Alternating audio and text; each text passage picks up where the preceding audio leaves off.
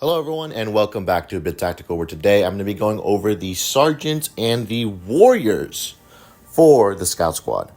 Now, with all of my videos, the rules read is going to be at the end of the video because I like going straight into the guide, and I am covering these two together because I think they pair really well together. Individually, there's not much going on, but together they have a lot of synergy with each other. Alright, let's start with general strats. With the Scout Warriors, you should always be using your stun and your smoke, turning point 1. That's like the best outcome, is that you use both of them, but you should at least be using one of them. You should be using a smoke grenade in a defensive posture and a stun just to ruin your opponent's day. If you are not at the very least using a smoke grenade, I don't believe that you're utilizing your team correctly in the most effective way possible. Unless, of course, your opponent has access to, ignoring, obscuring, or saturate, go up into light cover, put down the smoke, very easily be able to tank a lot of shots with this, especially if you have Camo Cloak active. This is just it's gonna get a really deadly combo or I guess a really defensive combo in which you're able to survive a shot, and if your opponent does take that, and sometimes they do, sometimes they feel like they can just do a little bit of chip damage, even if it's one, then you can counterfire against them, and it's just really nice. All right, and then on with the sergeant. The sergeant, to me, is a support sergeant. You should be using him as I'm going to dish out extra APL. I'm going to counter here and counter there. This is what he's going to be doing, right? If there are teams that out-activate you, make sure that you activate this guy, or you counteract and you give an extra APL to one of your warriors, right? And this is why I pair these guys up. Putting in warrior on the center line, giving him an extra APL, and then him pushing forward and either securing tac op, retrieval, he gets the main objective, he comes back to your side while it's safe, and he uses that third APL to really make sure he's safe. That's a really effective thing. Even just capturing the crit up and then moving back, that's a really effective thing. Or pushing forward and getting a double shoot kill if he can. In whatever you should decide to do, whether it's defensive, whether it's crit, whether it's attack, whether it's killing people, having that third APL is really essential, and getting as much of it as you can is really essential, which is why the Scout Sergeant and the Warriors, at least turning point 2, can be really powerful. It's your call, Sarge. We're going in. Get tactical, Marine! And there are a few things you could do. I want to say this is a wacky strategy, but it's really not. If you go all knives with your warriors, so you have 3 warriors with knives, assuming you have every other one of your 2 gunners, your specialist, your sniper, you're going to have 3 warriors with knives, you're going to have a hunter, and then you can have your sergeant with a chainsword and bolt pistol. This can actually be a really good, offensive, deadly team that can just go in and wipe teams that are on the same level when it comes to melee, and definitely lower, right? Your warriors can go, especially with that 10 wounds, they can take damage. Even if it's a 3-4, right? They can take 2 hits before they die. Even 2 crits before they die, which means you can do a lot of damage on the way out. Your sergeant he can double fight without having to use any CP, so he can just push forward and kill people very easily, right? Your hunter, he has that lethal 3. Now, that isn't as great as you might think it is. It's good, don't get me wrong. It's really good. However, against teams that are higher up, it's not going to really work. But we'll talk about him when we talk about him. But these guys together pushing forward can be really offensive. And then if ever it goes wrong and people they're dying, and they've been charged back and killed, you have all of your long-range people, your sniper, your gunners, your tracker, every single one of them right there, just ready to shoot them out. Now, one good thing about this strategy is that it has a lot of synergy with the rest of your team, right?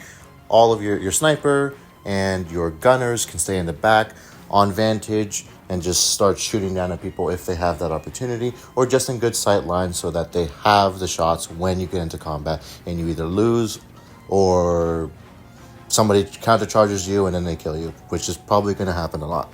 And since you're being aggressive in one really big way, you really only have to use 1 CP on blade ambush instead of gunfire ambush. And then just make sure that with your sniper, obviously he's shooting on 2s or hitting on 2s. So you really shouldn't need to reroll with him. And then with your gunners, If you have the equipment in piece, they already get ceaseless if you just don't move them. So really, it's about placement with your gunners and your sniper, and then with your warriors and your sergeant, you can just push forward and start annihilating people, killing them. When you do this, do make sure that the sergeant stays a little bit back, right? If the front line is the center line, make sure your sergeant is on like the midline, right? And then when you're pushing forward, make sure he's on the center line and all your warriors are right there. Basically, keep him a little bit safe so he can counter, and then go into turning point 3 and do something else. But let's actually start going into the individual operatives here just a little bit. Let's start with the sergeant, right? Obviously, it's going to be between or at least for me, right? For me, in my personal opinion, it's always going to be the bolt pistol and the chainsword. I like that flexibility there. It's 8-inch range, not too bad. 3-4 damage, not too bad. But really, it's just because of the chainsword, just so you have a little bit more melee prowess on the field. When that comes in handy, it really does come in handy, okay? Believe me when I say I've gotten so many counter-charge kills with the sergeant that I just can't see myself doing anything else, right? The 2-up shotgun is good, but you have 3 other models that can use that, and they're less useful in other ways, and they can go out, take that double shot, or just a single shot and die. You don't have to worry too much about it. Your sergeant is a different story, though. So to me, it's always going to be that. If there's a stat change, or with some of the other weapons, like I heard that the bolt gun used to be a 2-up. Now, if that was the case, maybe bring that, right? But if I had to rank them right now, it'd be the chainsword and the bolt pistol, then the bolt gun, just because it has infinite range, and then the shotgun. And again, do not disregard that if your opponent out-activates you, get that second APL in. Put your sergeant in a position that he can see 2 warriors, give one APL to another one, give an APL to the other one, then you have 2 operatives going in there with 3 APL. It's really powerful. Now with the warriors, it's going to really depend on who you're going against. 2-up shotguns is the classic. Going in there and just getting that feels really good, especially on teams that only save on 5s. Against those teams and just shredding them, getting those double shoots, that feels really, really nice. But if you know that you can also go a little bit of the opposite way. Like, I recently played against the Blades of Cain, against the team that was all, in fact, I have a video up of it, but they had all melee people, right, just coming at me. And what I did is I put all knives on my guys, even though I knew they would beat me, just because I wanted to do extra damage on the way out. I knew I could survive 1 hit, potentially 2 hits, and then I could just do as much damage on the way out, which actually worked really well in my favor. If you know you can do that, then 100% go for it. Against other teams that are, again, 8 to 10 wounds, right? But against teams that have really crappy saves, like, for example, Raveners, getting that 2-up shotgun right in their face can feel really nice, especially if you get close enough to bypass cover. It feels really good. And again, turning point 1, you should always be shooting out a smoke grenade. Possibly a stun grenade, if you can hack it. Turning point 2, same thing. You would want to at least shoot that smoke grenade out once. Maybe the stun grenade. But if you can't do that, right? If you can't do that, turning point 2, that's fine. Because your guys could be doing much more important things. But you do have that. Try to utilize that to the best of your ability. Alright, guys, people, that's it for you. Okay, the video's done for you. Remember, you are the better people. Just spiritually. Kind of. No, definitely. Okay, you're the better people. Don't forget that. Okay? Don't forget to like, comment, and subscribe. And I'll see you guys later. Alright, let's start out with the Scout Sergeant. He's going to have 11 wounds, a 6-inch movement range, a 4-up save, and he's going to have 3 APL. He comes with 3 weapon combinations: the Astartes shotgun, which is 4 attacks hitting on 2s, 4-4, range 6, and that is paired with your fist, which is 4 attacks hitting on 3s, 3-4, and that is also paired with the bolt gun, which is 4 attacks hitting on 3s, 3-4. Or you can also do the bolt pistol, which is 4 attacks hitting on 3s, 3-4, range 8, and the chain sword, which is 5 attacks hitting on 3s, 4-5.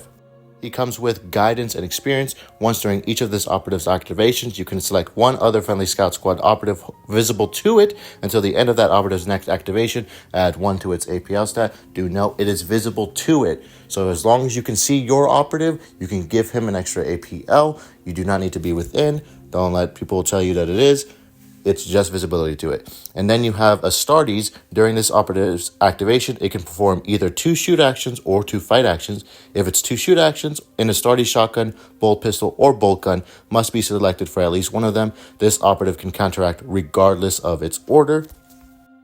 Then moving on to the Scout Warriors, they have 2 APL, a 6-inch move, a 4-up save, and 10 wounds. They come with an Astartes shotgun, 4 attacks hitting on 2s, 4-4 range 6, and that comes with Fist, which is 3 attacks hitting on 3s, 3-4. That is also paired with the Bolt Gun, which is 4 attacks hitting on 3s, 3-4, and then the Bolt Pistol, which is 4 attacks hitting on 3s, 3-4 range 8, which is paired with the Combat Blade, 4 attacks hitting on 3s, 4-5. And then the adaptive equipment, you can do each of the following once per turning point. 1 friendly Scout Squad Warrior operative can perform the smoke grenade action, and then 1 friendly Scout Squad Warrior operative can perform the stun grenade action.